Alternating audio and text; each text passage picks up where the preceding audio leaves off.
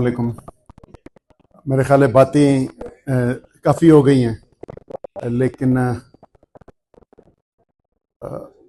एक तो ये कि खुशी हुई कि इस मौके पे ये मीटिंग हुई और 20 महीने हो चुके हैं इस इत्तेहाद को बने। काफ़ी दोस्तों ने कहा तो विजन क्लियर है, एक्शन दरकार है जो आगे लेके चले। तो हमारा अपनी क़यादत पे भरपूर इत्मीनान है कि माजी में कई इत्तेहाद बने और उनकी दोस्त बता चुके हैं 2 दिन में कि कहाँ बिट्रेल हुआ। तो उम्मीद है कि ये सिर्फ पावर स्ट्रगल नहीं, लेकिन मुल्क को रिफॉर्म करने की और डी ट्रैक जो हो गया है उसको ट्रैक पे लाने की एक जदोजहद है।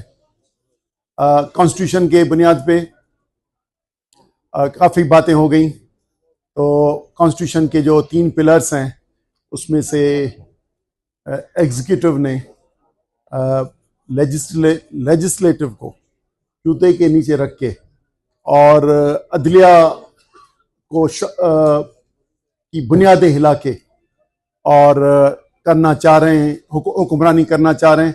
और मेरा ख्याल है कि इस डेमोक्रेटिक सिस्टम का है ही ये बैलेंस जो फेडरल सिस्टम को बैलेंस चला सकता है।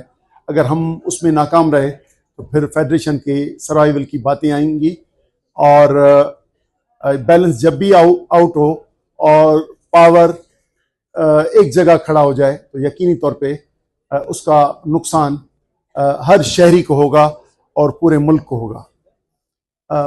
इस पे अलावा एक गुजारिश के 20 महीने हो गए हैं बने हुए। ये जो 3.25 साल पहले मैनेज्ड हाइब्रिड गवर्नमेंट आई, या जिसको अब कह रहे हैं कि सिविलियन मार्शल है, या कुछ दोस्तों ने कहा कि मार्शल है, उस पर गुजारिश करूं कि 2023 में SIFC बनाया, स्पेशल इन्वेस्टमेंट फैसिलिटेशन काउंसिल, जो 1 अगस्त हमारी जो कॉन्फ्रेंस हुई थी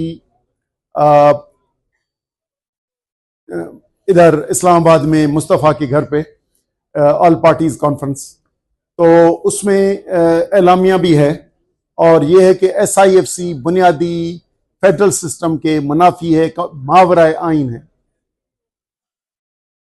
तो वो एक्ट बना दिया अगस्त 2023 में। फिर हमारे इत्तेहाद बनने के बाद भी 26वीं तरमीम पिछले साल नवंबर में बना दी गई। इस साल जनवरी में पिका का एक्ट प्रेसिडेंट ने साइन किया। अगस्त में PDL, पेट्रोलियम डेवलपमेंट लेवी, जो NFC का हिस्सा थी, वो इस कौमी असेंबली ने एक्ट बना के, उसको लेवी बना के डिविजनल पूल से निकाल दिया। 27वीं आईनी तरमीम हम पे मुसलत की गई, जिसने 26वीं और 27वीं में मिलके पूरी फेडरल सिस्टम को, या पूरी अदलिया को तबाह कर दिया। तो और मैनेजमेंट आई, ये जो इम्यूनिटी दे दी और जज को कुछ साल दे दिए। सदर साहब ने इम्यूनिटी ले ली और COS ने इम्यूनिटी ले ली, जनरल्स ने भी ले ली, और एक लोकल अरेंजमेंट किया है कि आइंदा 5 साल हुकूमत कैसे करेंगे। कोई आइन का नहीं हुआ, कोई आइन मुस्तकबिल का लॉन्ग टर्म विजन नहीं नजर आया। तो ये इस तरह अगर 5 साल के लिए मुल्क चलाना है, उसके बाद हमें फेडरेशन को खुदाफिज करना है, फिर तो ठीक है। लेकिन अगर इसको बचाना है और आगे तरक्की करनी है तो यकीनी तौर पे हमें अपने इसके लिए पब्लिक को तैयार होना पड़ेगा और हमें तैयारी करनी पड़ेगी कि ये तबाही की तरफ का रास्ता है। 5 साल की अरेंजमेंट, 3-4 अफराद और उनके साथ यकीनन जब हम कहें तो ये जो पॉलिटिकल पार्टीज हैं, PMLN, पाकिस्तान पीपल्स पार्टी, और अलाइड गवर्नमेंट में जो भी हैं, ये सारे ये जमहूरियत के कातिल, अदलिया के कातिल, और सियासी तौर पे हम उनको साथ फ्रंट करें, क्योंकि हम पॉलिटिकल लोग हैं, नॉन वायलेंट लोग हैं, और अपने मसाइल का हल पॉलिटिकल स्ट्रगल के थ्रू चाहते हैं। तो यकीनन जो मौके परस्ती करे पॉलिटिकल पार्टी, और पीएमएलएन ने तो जब इस हुकूमत से हाथ मिलाया उस दिन खुदकशी कर ली, अपनी पार्टी को शूट कर दिया, जैसे जो एक बेस था, पॉपुलर बेस था, वो खो दिया। और पाकिस्तान पीपल्स पार्टी जिसका एक माजी था, लेकिन अब हम जो भुगत रहे हैं कि उस पे हमारे सफदर साहब कल बोल चुके उस पे तफसीली कि करप्शन, जुल्म, ड्रग माफिया, लैंड माफिया, हर किस्म की माफिया इस तरह है, और हमें पॉलिटिकल भी मूव करने नहीं दिया जाता। मुसलसल 144 है जो पीपल्स पार्टी का जलसा हो सकता है, और जो दरमियान में पार्टियां हैं जो हमारी अपोजिशन में नहीं है, जो दरमियाना किरदार कभी इधर कभी उधर करती हैं, उनके अलावा कोई नहीं कर सकता। और मैं इधर था जब ये इस्लामाबाद का 26 नवंबर का वाकया था, मैं उसी रात इधर था, तो ये बड़ा था, लेकिन इसका ऐसे समझें कि 1/4 छोटा वाकया, लेकिन छोटा शहर था, कैपिटल नहीं था, वो मोरों में हुआ। हमारे दोस्त शहीद हुए, कई 100 पे केसेस हुए, और कई केसेस होते रहते हैं। तो और उधर जिस तरह आप जेलों में बंद हैं, ये तो लीडर इमरान खान और हमारे दूसरे कौमी लीडर हैं जो जेलों में बंद हैं, लेकिन वो मज़ारे, वो गरीब लोग, वो वर्कर्स, उनकी मुलाकातें पिछले 6 माह से मुकम्मल तौर पे बंद हैं। और अगर किसी की जमानत होने का कोई चांस निकलता है तो उस पर और केसेस बन जाते हैं। तो ये एक किस्म का उधर बना हुआ है। और अली वजीर तो अभी तक उधर का कैदी है। मैं 4 साल पहले जेल में था, कराची जेल में, तो उधर मेरे पड़ोस में रहते थे, यानी दूसरे वार्ड में रहते थे, अभी भी उधर है। तो ये क्या माजरा बना के रखा है? तो मुल्क चलाने का ये गैर महज़ूब तरीका, और जिसमें जो पॉलिटिकल कल्प्रिट्स अपने पावर के लिए पूरे मुल्क को इंडियन पार्टीशन एक्ट के तहत बना है, और 47 में 2-4 जो सूबों से पूछ के बना है। अगर ये है तो फिर तो समझें कि पीर साहब कहते थे, या उन्होंने हमारे साथी हैं वो कहते हैं कि चाबियां मिली जानशीन को। अगर ये है, अगर हम कहें कि नहीं ये एक तहरीक के थ्रू बना है, तो तहरीक की हिस्ट्री देखेंगे ना किस तरह है। तहरीक को उल्टी 47 तक पहुंचने तक हम गोल मेज कॉन्फ्रेंस से लेकर और आगे चलते आएंगे। तो अभी भी हमारा कौमी दिन होता है 23 मार्च 1940, वो आउटलाइन है हमारी पॉलिटिकल एजेंडा की। उसके निस्बत से 3 मार्च 1943 को सिंध असेंबली ने उसकी फेवर की 1940 की।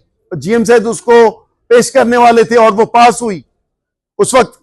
तो हमें उसके थ्रू, या तो हिस्ट्री के थ्रू, या तो हम कहें कि भाई हमें इनाम में मिला है तो फिर ठीक है, आप आका हम रियाया। अगर कहें कि नहीं ये एक जिद्दोजहद से बना है, तो फिर पॉलिटिकल हमें हिस्ट्री के जो है देखने पड़ेंगे। तीसरी बात, हमारी यहाँ पे कश्मीर की बहन बैठी हुई है, कल बात की, मुझे यकीनी तौर पे कल उनकी को याद आई कि एक तो इन्होंने कहा कि ऐसे आइन के तहत ये शामिल हो, ये किस तरह कन्विंस करेंगी इंडियन ऑक्युपाइड कश्मीर, या अपने लोगों को किस तरह शामिल करेंगी। इस पॉलिटिकल सिस्टम जो आइन पे अमल दरामद नहीं करती, गवर्नेंस, ऐसे इनको कैसे कन्विंस करेंगी कि इसमें शामिल हो।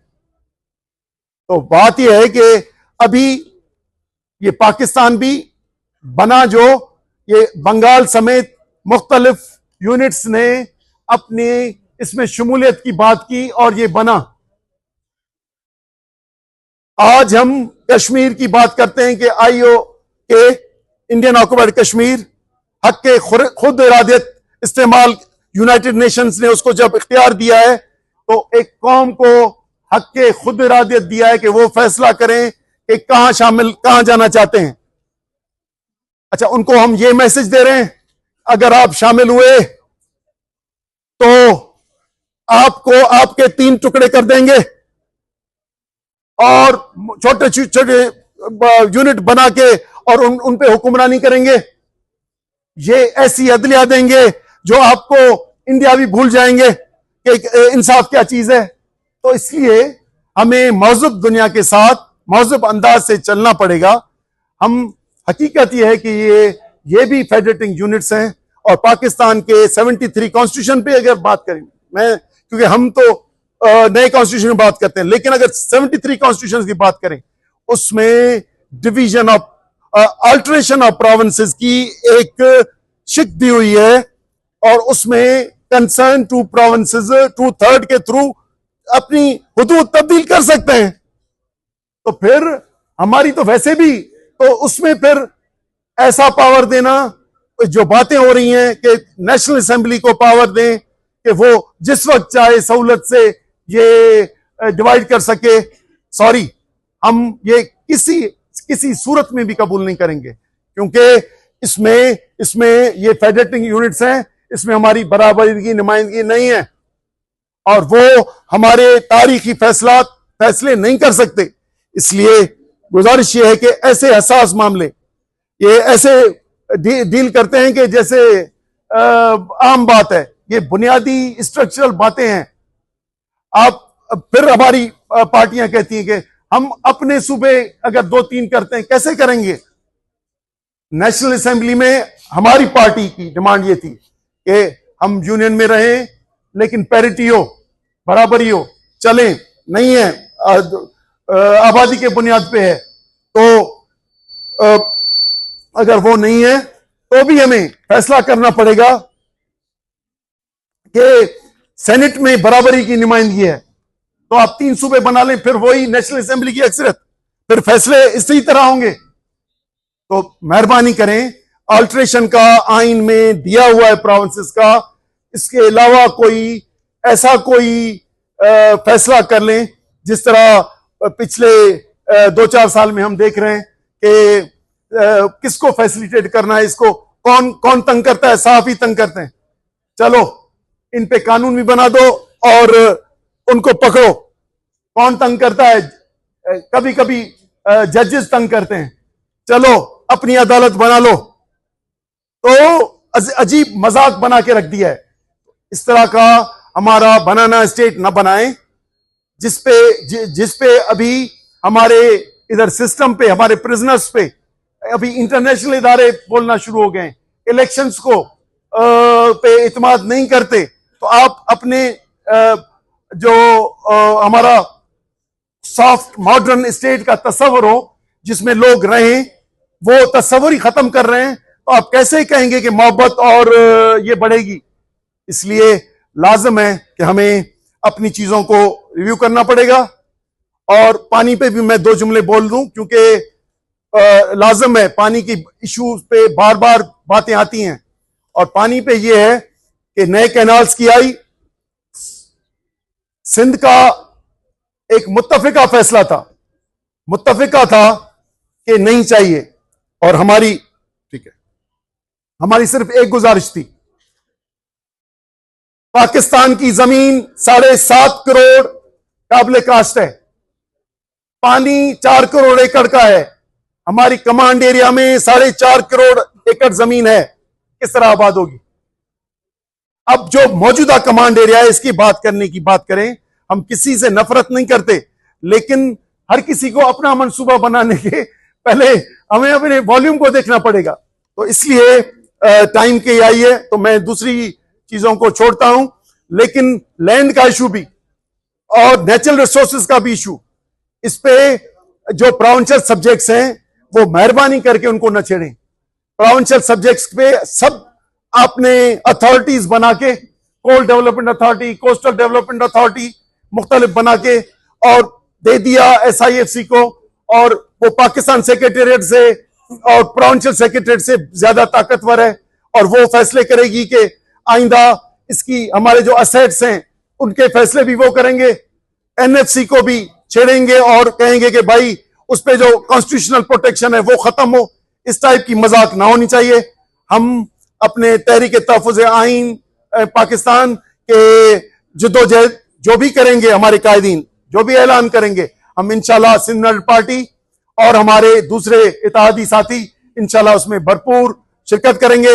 हम एतमाद भी करते हैं और यकीनन एक चीज कुछ दोस्तों ने कहा, मैं इस पे खत्म करता हूं कि कोई एक साइड है फ्रेंडली ये तहरीक चले। एक मैंने देखी है कि फ्रेंडली अपोजिशन जिस तरह होती है ना, फ्रेंडली तहरीक जिसमें कुछ थोड़ा खराश भी ना आए। दूसरी है कि ब्लड बात हो। हम ये ब्लड बात के लिए नहीं करते, हम ये पुरम जद्दोजहद करते हैं, हम कोशिश करते हैं, लेकिन ये ज़हन नशी करा गया, ये जो रुथलेसनेस है, जो एटीट्यूड जो हमें दिखाया गया है, इसके लिए हमें खुद जेलों के लिए, अपने साथियों को, और उसके लिए हम इस रुथलेस को नॉन वायलेंट, बगैर टकराव किए लेकिन नॉन वायलेंट एक ताकतवर तहरीक, और हर कुर्बानी, क्योंकि मौत किसी के हाथ में नहीं है, ना किसी जनरल के हाथ में, ना वजीर आजम के, ना सदर के हाथ में, वो तो अल्लाह की है हाथ में। लेकिन और कोई भी कुर्बानी हम देने के लिए तैयार हैं। मेहरबानी, थैंक यू।